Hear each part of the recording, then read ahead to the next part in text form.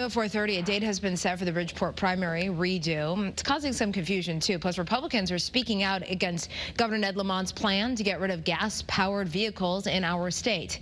Joining us to talk about all of this, Dan Haar, the senior editor and columnist at Hearst Connecticut Media. Thanks for being here, Dan. I appreciate it. Good afternoon. Great to be here. All right, let's start with Bridgeport, the primary. Voters will be back at the polls again January 23rd. What is the general confusion here? Do you think voters will actually turn out? No. Well, for the primary they might, but then if there's a general election after the primary, 4 times is too many. We may have a Super Bowl champion before we have a Bridgeport mayor for the next term. The confusion stems in if Ganim wins this primary, state law seems to me, to my reading of it, to say that they have to have a general election after the primary, but it'll be 3 times that he will have won, and everybody will be ready to give up by then. But in any case, the soonest we're going to know anything is January 23rd, which is a long time off considering Election Day was the first week in November or the second week in November. All right, well, we will be letting voters know when they need to vote. So thanks, Dan. Now let's get over to gas-powered cars in Connecticut. What is the GOP saying about this? What is the push for?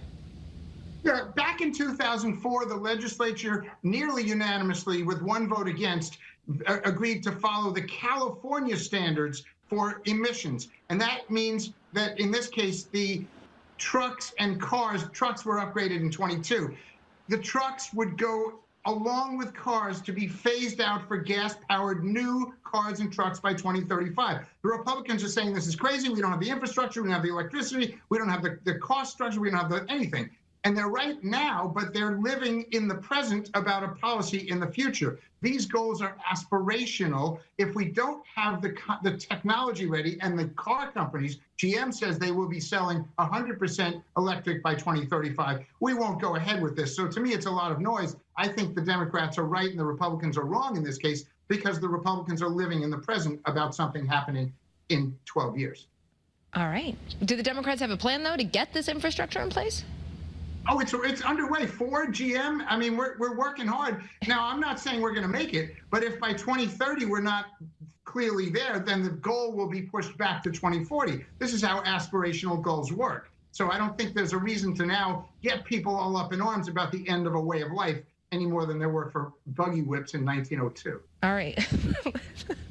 Yes, 1902. Who can forget the buggy whips? Cannabis sales. Who can forget?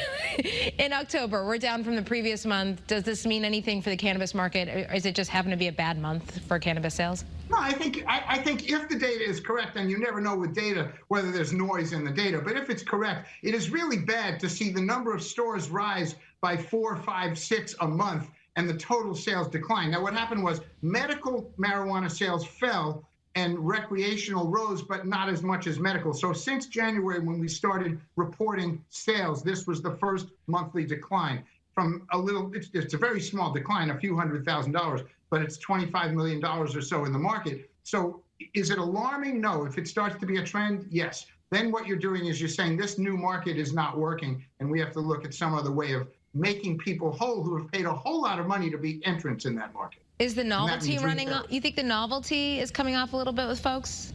Maybe not so. Yeah, I hope so. I hope so. I don't personally think it's a good idea to have the state running around stoned, driving and doing it and working and doing it. And so less is more. I don't see a reason why we should push the drug any more than when it was illegal. So do I think it's a problem? No. Do I think it's a problem for this program? Yes. Yeah. And what we've done is we've promised retailers you're going to make money, pay us a lot of money, and we have to look at that going forward. All right, Dan Haar, thank you.